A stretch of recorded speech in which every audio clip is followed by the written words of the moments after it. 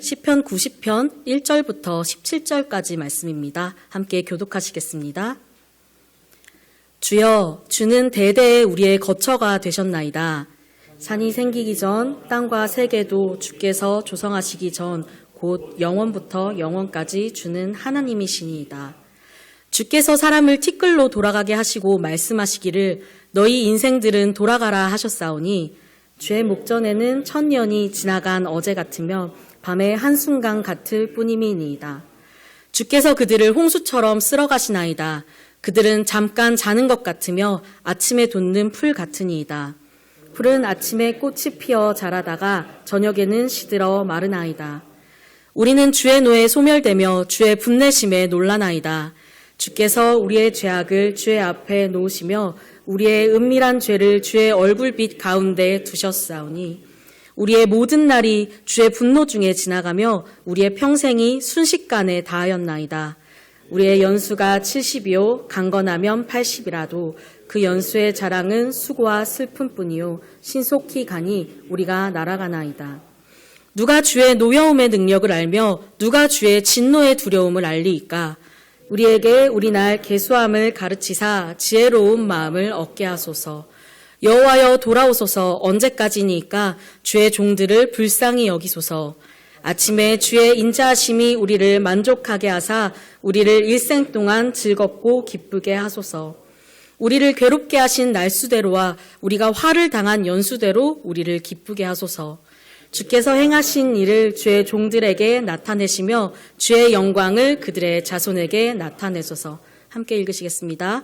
주 우리 하나님의 은총을 우리에게 내리게 하사 우리의 손이 행한 일을 우리에게 경고하게 하소서. 우리의 손이 행한 일을 경고하게 하소서. 아멘. 오늘은 신실하신 하나님이라는 제목으로 말씀 준비하였습니다. 2023년 2월 6일 튀르키예에 지진이 일어난 지 벌써 한 달이라는 시간이 지났습니다. 이때 발생한 지진으로 4만 명은 최소 5만 명이 넘었고 부상자 또한 10만 명이 넘었습니다. 건물에 25만여 채가 무너졌고 정말 셀 수 없이 수많은 이재민들이 발생하였습니다. 튀르키예 전체 인구의 약 25%가 이재민이 되었다고 말하니 우리나라로 따지면 약 1,400만 명의 이재민이 발생한 것입니다. 모든 일들이 정말 한순간에 일어났습니다. 집도 일터도 한순간에 무너져 내렸습니다. 가족의 치신을 찾은 자들은 그나마 다행입니다. 실종 상태에 있는 자들은 잔해 아래에 있는지 없는지조차도 우리가 알 수 없습니다. 애도를 시작할 수도 없는 상태입니다.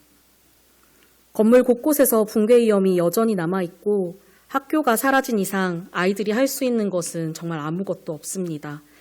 하루 종일 그냥 앉아만 있다가 해가 떨어지면 길에 펼쳐놓은 텐트에 들어가 잠을 청합니다. 물과 전기와 구호물품이 제대로 공급되지 않고 있는 이 현실 속에서 너무나도 강추위와 매서운 바람은 이들의 마음을 더욱 차갑게 옥죄고 있습니다. 누군가는 사랑하는 가족을 잃고 누군가는 정든 고향을 잃었습니다. 또 누군가는 자신의 삶을 바쳐서 헌신했던 그 사역지를 잃었습니다. 교회는 무너지고 성도들은 뿔뿔이 흩어졌습니다.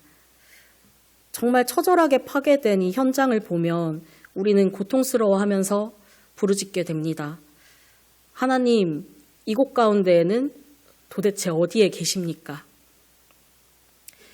잠시 시간을 과거로 돌려보도록 하겠습니다. 여호와 하나님께서 어느 날 한 사람을 콕 집어서 그에게 말씀하십니다. 창세기 12장 말씀입니다. 이르시되 너는 너의 고향과 친척과 아버지의 집을 떠나 내가 내게 보여줄 땅으로 가라. 내가 너로 큰 민족을 이루고 내게 복을 주어 내 이름을 창대하게 하리니 너는 복이 될지라. 성도님들께서도 굉장히 잘 알고 계시는 창세기 말씀입니다.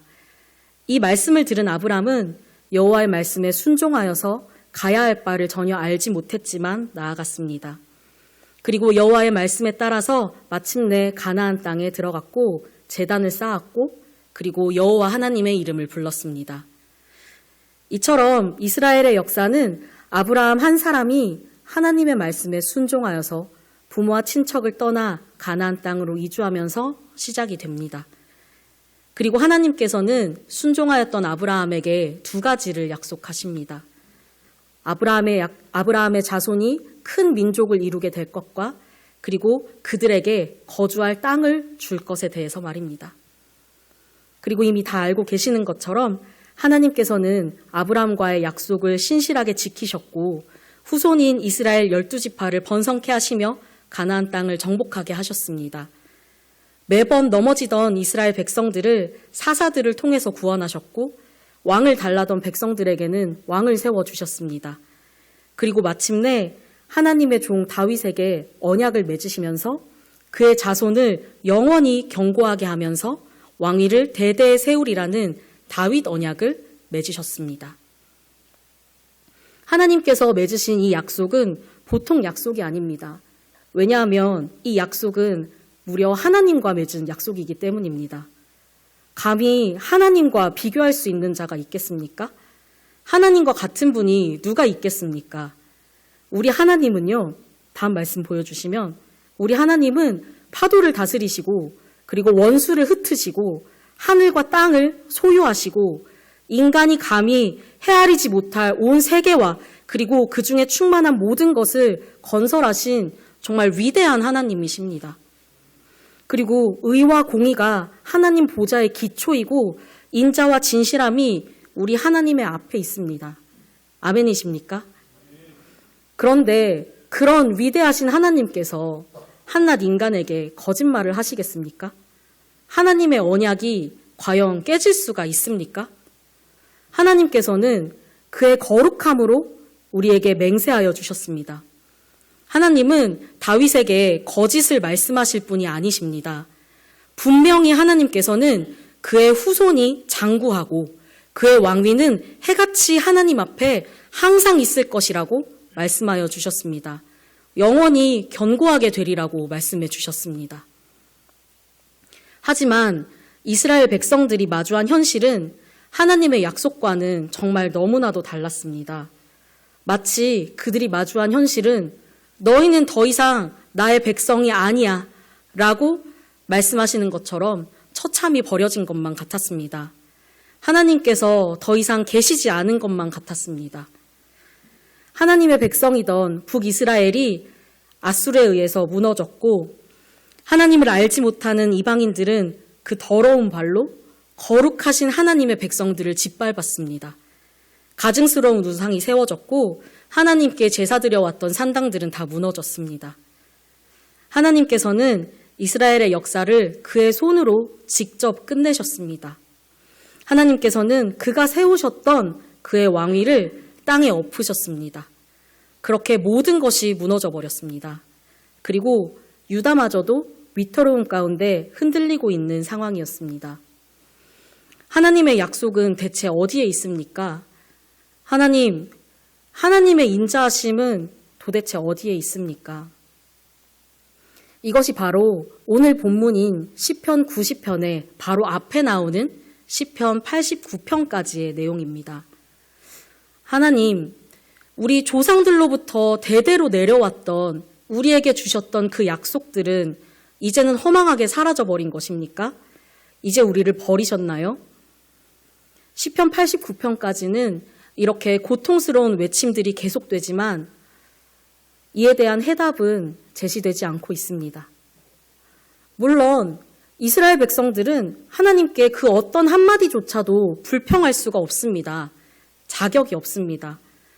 여호와 하나님께서 택하신 백성이라고 하는 그 허울 좋은 이름만이 남아있을 뿐 하나님을 떠나서 죄에 빠져서 자기 멋대로 살아가고 있던 것은 바로 이스라엘 백성 그들이었기 때문입니다. 수많은 사사들 그리고 수많은 선지자들을 통해서 하나님께서는 끊임없이 그들이 돌이키기를 원하셨고 하나님의 올바른 뜻을 전하셨지만 들을 귀가 없었던 것은 바로 이스라엘이었기 때문입니다. 이스라엘은 먼저 하나님을 저버렸고 그렇기에 스스로 불러왔던 그런 파멸을 경험하고 있었을 뿐입니다. 하지만 이스라엘은 하나님께 계속해서 부르짖습니다. 하나님, 왜 우리를 버리십니까? 우리에게 하셨던 그 약속은 하나님의 신실하신 약속은 도대체 어디에 있습니까? 라고 말입니다. 사랑하는 성도 여러분, 이런 이스라엘의 모습을 보면 어떤 생각이 드시나요? 참 모순적인 이야기들을 그들이 하고 있지는 않습니까? 어리석고 뻔뻔하다는 생각이 절로 들지 않습니까? 죄에 빠져서 하나님을 떠난 것은 바로 그들 자신인데 도대체 하나님을 부르짖을 자격이 되는가라는 생각이 들지 않습니까? 저는 줄곧 그들을 보면 그렇게 생각해 왔습니다. 이 뻔뻔한 자들. 하지만 하나님의 말씀을 묵상하면서 점점 더 깨닫게 되는 것은 이 뻔뻔한 이스라엘의 모습이 바로 제 모습이구나라는 것입니다. 죄에 얽매여서 스스로도 원치 않으며 하나님께서도 가증히 여기시는 삶을 계속해서 반복적으로만 살아가고 있는 어리석고 어리석은 제 모습이구나라는 것을 깨닫게 되었습니다. 그리고 저에게서 그치는 것이 아니라 이 땅에 살아가고 있는 모든 사람들의 모습이고 삶이구나라는 것을 깨닫게 되었습니다. 지금도 여전히 이 땅에 있는 수많은 사람들은 고통 가운데 살아갑니다. 정말 모든 사람이 빠짐없이 인류가 저지른 죄악의 대가를 치르면서 살아가고 있습니다. 그러면서 말합니다. 신이 있다면, 과연 이 세상에 신이 존재한다면 이 세상에 이런 고통은 도대체 왜 존재합니까? 라고요. 이 세상에 이런 고통스러움이 존재하기 때문에 그러니까 신은 존재하지 않는다 라고 말합니다. 또 어떤 사람은 하나님께서 설령 계신다고 하더라도 이런 고통을 사랑한다고 하는 말로 허락하는 신이라면 내가 믿지 않겠다라고 말합니다. 전 이 모습을 보면서 스스로 자초했던 그런 고난에 빠져서 왜 우리를 버리냐고, 우리에게 약속하셨던 그 언약은 어디 있냐고 하나님께 반문하던 이스라엘 백성의 모습과 겹쳐 보였습니다. 그렇다면 우리는 과연 어떻게 해야 할까요? 우리가 불러온 죄악이기 때문에 그저 하나님 앞에 아무 말 하지 못하고 고통을 감내하는 수밖에는 없습니까? 그리고 이스라엘 백성들은 그저 입 다물고 자신의 죄악에 빠져서 멸망당해야만 했을까요? 시편의 시들을 모아서 엮었던 엮은이는 이 질문에 대한 해답을 바로 시편 90편인 모세의 기도에서 찾습니다. 왜 모세일까요? 모세는 출애굽한 백성들을 이끄는 리더였습니다. 출애굽 백성들은 하나님의 놀라운 이적과 노예에서의 구원을 경험하고도 보시는 사진에서처럼 금송아지를 만들었고 또 시시때때로 우리를 도대체 왜 애굽 땅에서 이끌어냈느냐고 끊임없이 불평했던 자들입니다. 하나님의 진노를 사서 모두 멸망당할 위기에 있던 자들이 바로 출애굽 백성입니다. 하지만 그들을 향해서 그리고 하나님을 향해서 모세는 간구합니다. 다음 말씀 띄워주세요. 주의 종 아브라함과 이삭과 이스라엘을 기억하소서. 주께서 하셨던 맹세를 기억하소서. 그리고 정말 신실하신 우리 하나님께서는 모세의 이 간구를 들으시고 진노를 돌이키십니다.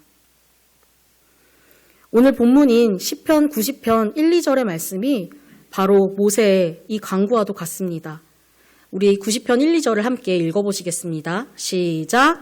주여, 주는 대대에 우리의 거처가 되셨나이다. 산이 생기기 전 땅과 세계도 주께서 조성하기 전 곧 영원부터 영원까지 주는 하나님이시니이다. 아멘. 모세는 고백합니다. 하나님께서는 대대로 먼 옛날 아브라함 때부터 하나님 당신은 우리의 거처가 되셨습니다. 라고요. 여기서 거처라는 표현으로 쓰인 히브리어 단어는 바로 마온이라고 하는데요. 도움 그리고 조력이라는 뜻도 가지고 있습니다. 그러니까 이 말씀을 다시 직역해서 풀어보자면 주님, 당신은 우리 조상 아브라함 때부터 계속해서 우리의 도움이 되어주셨던 그 하나님이십니다. 땅과 세계를 만드시기 이전 우리 인간의 이해로 차마 상상할 수 없는 영원부터 영원까지 계셨던 그 하나님 당신, 놀라운 하나님께서 계속해서 우리를 도와주시지 않으셨습니까? 계속 우리들을 이끌어 주셨지 않습니까? 그러니까 우리를 불쌍히 여기소서라고 하나님께 간구합니다. 출애굽기에서 모세가 하나님께 구했던 것과 같은 맥락이지요. 우리에게 하셨던 그 약속을 기억해 주세요, 주님이라고 부르짖는 것입니다. 그리고 91편 3절부터는 사람이라는 존재가 과연 하나님 앞에 얼마나 보잘것없는 연약한 존재인지를 주님께 직접 아뢰입니다. 하나님, 우리는 티끌과도 같은 존재입니다. 아침과 저녁이라는 짧은 시간 안에도 피었다가 시드는 정말 그 식물과도 같이 짧고 연약하고 보잘것없는 자들입니다. 그런데 주님, 우리에게 보이시는 그 하나님의 진노하심은 그 연약한 풀 하나를 없애고자 마치 온 세상을 홍수에 휩쓸리게 하시는 것만 같이 느껴집니다.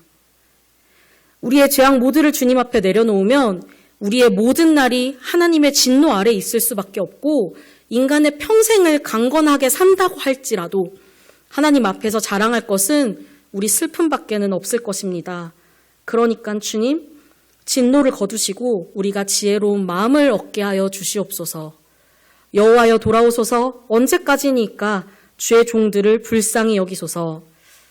아멘. 하나님 앞에서의 고통스러운 울부짖음과 마치 버려진 것과 같은 고통에 대해서 시편 90편은 하나님의 신실하심에 기대어 나아갑니다. 모세가 하나님의 신실하심에 기대어 이스라엘을 향한 하나님의 진노를 거두어 달라고 하나님께 간구하면서 나아갔던 그때를 기억하면서 다시 한번 하나님의 신실하심에 기대합니다. 성전이 다 무너지고 또 이방 족속들에게 짓밟혀서 포로로 끌려간 정말 비참한 상황들을 바라보면서 다시 한번 하나님의 신실하심을 기대하며 간구합니다. 대대로 우리의 도움이 되어 주셨던 주님, 미천한 저희를 향한 진노를 제발 거두어 주시옵소서라고 말입니다. 그리고 하나님께서는 참으로 신실하시기 때문에 이번에도 역시 이 간구에 응답하십니다. 바로 죄악에서 허덕이는 우리에게 완전한 구원의 길을 예비하시고 예수 그리스도를 우리에게 보내셔서 완전히 자유케 하신 것입니다. 그 구원의 길은 우리가 그동안 생각하고 하나님께 고쳐달라고 기대했던 그 어떤 방법보다 인간의 사고와 모든 것들을 뛰어넘는 완전한 하나님의 구원이었습니다. 정말 완벽한 하나님의 계획이었습니다. 그리고 하나님께서는 그것들을 우리에게 허락하셨죠. 물론 포로로 살아가고 있는 그 백성들의 시선에서는 이러한 하나님의 일하심이 전혀 보이지 않았을 것입니다. 하나님께 아무리 부르짖어도 그 기도가 공허하게 흩어지며 사라지는 것처럼 느껴지고 그리고 계속해서 고통은 지속되고 있었을 테니까요. 하지만 그저 그 백성들의 눈에만 보이지 않았을 뿐 하나님의 신실하신 구원의 계획, 그 기도에 응답하시기 위한 하나님의 신실하신 역사는 그 고통 가운데서도 계속해서 진행되고 있었습니다. 다윗과 맺은 언약을 깨신 것이 아니고 흐트러뜨리신 것이 아니고 여전히 그 언약은 지속되고 있었습니다. 인간의 생각을 뛰어넘는 더 완전한 계획을 향해서 나아가고 계셨습니다. 사랑하는 우면동교회 성도 여러분, 우리가 언제나 이 사실을 기억하면서 살아갔으면 좋겠습니다. 언제나 하나님께서는 신실하십니다. 우리를 향한 그 하나님의 신실한 사랑은 결코 끊어지지 않습니다. 결코 우리를 떠나거나 버리지 않으십니다. 우리 눈앞에 보이는 상황들이 소망이 없고 또 해결될 것 같지 않으며 세상의 고통은 변하지 않고 그 고통은 예수님을 믿는다고 말하는 교회 안에서도 마치 여전한 것 같이 여겨질 때가 많습니다. 하지만 절대 변하지 않을 것 같은 그런 상황 앞에서도 우리는 여전히 역사하고 계시는 하나님의 신실하심을 의뢰해야 합니다. 왜냐하면 그것이 진리이기 때문입니다. 그저 우리가 깨닫지 못할 뿐이지 하나님의 신실하심은 여전히 우리 가운데 지속되고 있습니다. 하나님께서 이미 우리와 함께하고 계십니다. 그리고 절대 끊어지지 않을 것입니다. 그리고 우리는 그 하나님의 신실하심을 그저 신뢰하는 곳에서 그치는 것이 아니라 그 신실하심을 의지하면서 모세의 마음으로 하나님께 간구하며 나아갔으면 좋겠습니다. 그리스도를 알지 못하고 스스로의 인생을 굽게 만들며 살아가는 그 자들을 바라보면서 모세의 마음으로 하나님께 기도드리는 그런 여러분들이 되시기를 소망합니다. 그리고 그게 바로 교회된 우리에게 하나님이 맡겨주신 그런 사명일이라 믿습니다. 그리고 더 나아가서 이미 완전한 구원을 우리에게 허락하신 그 하나님의 신실하심을 전하면서 하나님의 일하심에 끊임없이 동참하는 그런 복된 우면동 교회 성도님들이 되시기를 간절히 소망합니다.